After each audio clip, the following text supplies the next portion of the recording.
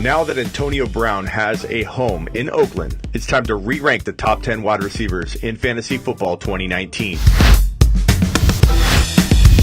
Okay, so right in front of you, I have put up my top 10 wide receivers for fantasy football 2019, and you see DeAndre Hopkins atop the list. And that's because I think he's only going to get better in terms of fantasy production because Deshaun Watson's only going to get better and mature as a passer. He struggled more than I thought early on last year, coming off his ACL injury. And I think that as he matures and becomes better and more dynamic, and they add a running back, which it could be LeVeon Bell. It could be one of the top rookies in this draft class. They will add, I think, a running back and a couple pieces to this offense to make it more dynamic. QT's probably going to have a bigger year than people think. I think Will Fuller could be back and healthy. We'll see how that goes. But I think this offense is going to be very dynamic, which is going to make it really tough for defenses to focus on DeAndre Hopkins like they really will want to heading into 2019. He'll be hard to key on and double team, plain and simple. He's going to have a big year. He's probably the safest wide receiver in this 2019 group. Mike Thomas is right up there. The next safest player to rank is Mike Thomas. Drew Brees is not going anywhere yet. I think he's got a couple good years left, which means Mike Thomas, even in Dynasty, is very safe. But in redraft, I think he's locked and loaded in that second spot. Now, Davante Adams was, I believe, according to a lot of different consistency data, the number one consistent wide receiver in 2018. So by default, you kind of got to rank him in this number 3 spot. I think it's very deserving. But I wouldn't be against anybody putting Odell Beckham or Julio Jones or even one or two other receivers ahead of him. But I couldn't fault anybody for that. But I think Adams is pretty safe given how consistent he was last year. And what you're looking for in this top 3 or 4 wide receivers is a very safe, consistent player because you don't want to take a gamble. If you're drafting one of these guys, you're drafting him in the first round. You don't want to take a gamble on your first round pick. So you got to make sure you're taking a guy that has volume headed his way no matter what. Odell Beckham Jr. is a good example of a player that could see some inconsistency given that Giants offense, which makes him a very attractive second round pick if he can fall that far. These are my rankings. Doesn't mean I'm going to take these guys right at these spots. It doesn't mean that I'm going to draft Odell Beckham Jr. number 4 if I don't have to. Please know that because I know there's going to be a comment below. Somebody didn't watch the video. Somebody just saw the thumbnail or the first 10 seconds and they said, there's no way I'm drafting Odell Beckham Jr. number 4 or Antonio Brown number 6. Well, again, I can't emphasize enough that you need to use your ADP data to your advantage walking into your draft or even via trades in Dynasty or trades in redraft. You have to trade and draft with the ADP flow or you're going to get burned and not get the value in the spots that you could get value in, and you're going to be reaching in places that you shouldn't be reaching. Julio Jones, Odell Beckham Jr., 4 and 5. Antonio Brown, I think, will surprise some people at the 6th spot. But again, I'm drafting him where I can. If I can let him fall further into the 9 to 10 to 11 range for wide receivers, then I'm going to let him fall. I'm going to use that ADP data to my advantage. Oakland's not done yet improving that offense, and I know that it's been a black hole for wide receivers and really anybody in fantasy for the last couple of years, but they could add Kyler Murray. Oakland could somehow maneuver cap and money to land LeVeon Bell. They might draft a big name running back in the draft. The Raiders have the 4th pick, the 24th pick, the 27th overall pick. Imagine if they take a quarterback like Haskins or they trade up to get Murray.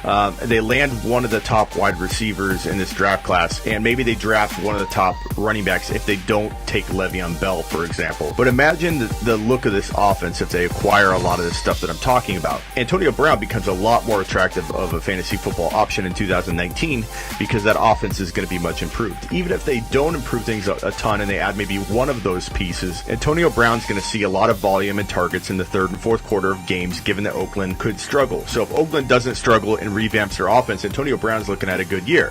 If they struggle and pass a lot in the 3rd and 4th quarters, Antonio Brown's looking at a good year. If he's healthy and he stays on the field, I think he can very, very easily earn this top 6 wide receiver value in fantasy football 2019. Derek Carr's not that bad of a quarterback. He's not amazing, but he's not that bad. He can get him the football. Mike Evans, Tyreek Hill, JuJu Smith-Schuster are all very, very good options in that 7 to 10 range. Where it gets hard to rank is in that 10 spot, because then you have Amari Cooper, Adam Thielen, T.Y. Hilton, AJ Green. It gets a little dicey, and you start looking at wide receivers becoming almost fantasy wide receiver 2s in that range. Really high-end ones, but there's just a big drop-off, I think, between around 9 to 11. So if you want to go heavy wide receiver in 2019, I love the idea of a wide receiver receiver approach. I cannot stand when somebody tells somebody else that a certain approach is not a good approach in fantasy football. You could win a ton of different ways. You could win going wide receiver, wide receiver. You can win going running back, running back. Anybody that tells you have to go wide receiver, running back, it's a moronic statement to say you have to do something. You have to draft a certain way. You can't take the best player available. It's crazy. You can win a ton of different ways. I personally don't like building a team, drafting a tight end in the second or third round. It's just not to my strength. You got to know your own drafting strength. And for me, I don't like the teams that I walk out of a draft with when I draft a tight end early. It doesn't mean drafting a tight end is bad. It doesn't mean Kelsey isn't deserving of a top 20 overall pick. But I don't like the teams that I walk out with when I make that kind of draft selection. So don't let anybody tell you you have to take a certain player. I'll tell you what. I'll tell you a draft strategy that people are going to hate. And they're going to rip on me for, and that's fine. But go wide receiver, and then take Patrick Mahomes after that. If Antonio Brown's falling between the 15 and 20 overall range, let's say, so he's your second round pick, and you take somebody like a Mike Thomas in the first round, and then you take Patrick Mahomes in the third. Now, I know a lot of people are going to say that's crazy to not draft a running back with your first three picks, but people do it all the time. There's a way to build a winning team. If you're good at drafting sleeper running backs and taking those guys and landing the James Connors, that's what SleeperU.com's for. James Conner, number 2 bold prediction last year. Jaylen Samules is one of those guys this year. It just happens to be his backup. But if you're good at landing those running backs late in your draft, why not take a Mike Thomas and Antonio Brown? Or let's say you can trade your second rounder up, Mike Thomas and Davante Adams, and then you draft Patrick Mahomes in the third round. Or you're in an auction, even better. You control your own destiny in an auction. You spend all your money on DeAndre Hopkins, Mike Thomas, and Patrick Mahomes. In fact, I'm going to do that in the league. I'll try and do that for all of you so you can follow along and watch what kind of team that can build, especially if you land your sleeper running backs. Now, you do have to land them. This is not a strategy for the guy that wants to draft and then not really worry about his team all year. No, that's not going to work.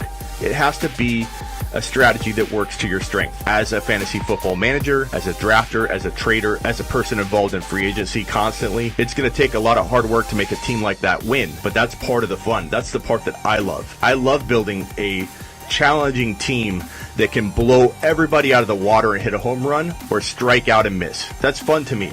That's a challenging way to build a roster. Now, I play in a lot of leagues, so sometimes I do one approach in one league and one in another. But I wouldn't be, if I just played in one league in 2019, I wouldn't be scared at all in an auction to buy DeAndre Hopkins, Mike Thomas, and Patrick Mahomes with most of my money, and then stack my other players with sleepers and a bunch of running backs, especially in redraft, a bunch of rookie running backs. Just pile up the running backs in your running back stable in that approach. You land one Jaylen Samules and you're set. Now, a case can be made that you could go cheaper at quarterback. I get that. There's nothing wrong with waiting on a quarterback. What I have a problem with is somebody telling somebody that drafting a quarterback early is a mistake, because it's not. The only mistake is telling somebody that one strategy is better than the other when it may not play to that person's strength like it plays to yours. So Patrick Mahomes, it's such a moronic statement to say Patrick Mahomes is not worth a second rounder, especially a late second rounder. He is. He's a 50 TD capable passer.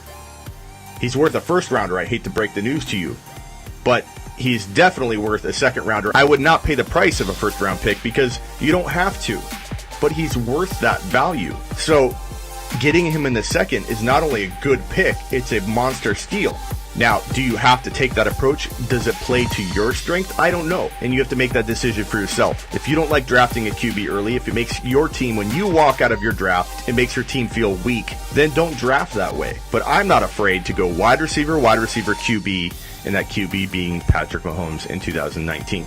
Now, I don't know if I got to retitle this video because it was supposed to be the top 10 wide receivers, but I'm very known for going off on tangents and making a bigger topic out of a side topic. But I'm telling you right now, I'm going to draft this way. I'm really excited to actually deploy this strategy for you guys to watch and follow along. There you have it. Those are my top 10 wide receivers for 2019. I guess I didn't toss out the name of the 10th player because I kind of threw it in that bag. But I'd have to say if I had to narrow down one of those guys, I probably would roll with T.Y. Hilton or A.J. Green if he's healthy. But I honestly like guys like Robert Woods, Stefon Diggs, I think could have a big year, Calvin Ridley, Kenny Golladay, Tyler Boyd, Chris Godwin, is a big sleeper. I just did a video on him. I actually like a lot of these guys as much as the wide receivers in that 10 spot. So instead of drafting a wide receiver in the range where you're at that breaking point of a guy being elite like JuJu Smith-Schuster or Tyreek Hill, and then you drop off, and I'm not saying that T.Y. Hilton isn't elite or he can't be, but once you get to that range, I might be shifting back over to the running back position or the QB position and trying to land like a Woods or a Calvin Ridley or a Chris Godwin instead of spending that value, that draft pick, or that money at that T.Y. Hilton spot. I'm always about taking the best player available, BPA. I do not like going into a draft with any set strategy because the flow of draft, who's available, all that matters to me. And I'm not one of those guys that won't draft a player just because he's in the same division or he shares a bye week. I could give two craps about bye weeks. If I'm going to lose it all in 1 week because I have buys all in 1 week, so be it. That's the most overrated waste of time, I think, in building your fantasy football team, is letting a bye week dictate what player you're going to take, or passing on a guy that is going to score more fantasy points or be a better option for you with less risk because of a bye week. SleeperU.com, TheFantasyFootballShow.com. Follow me on Instagram at TheFantasyFootballShow, and make sure you subscribe and like below if you're watching this on YouTube. Let's get it. 2019 Fantasy Football wide receivers. We're talking about it all, and get ready to comment and debate this below.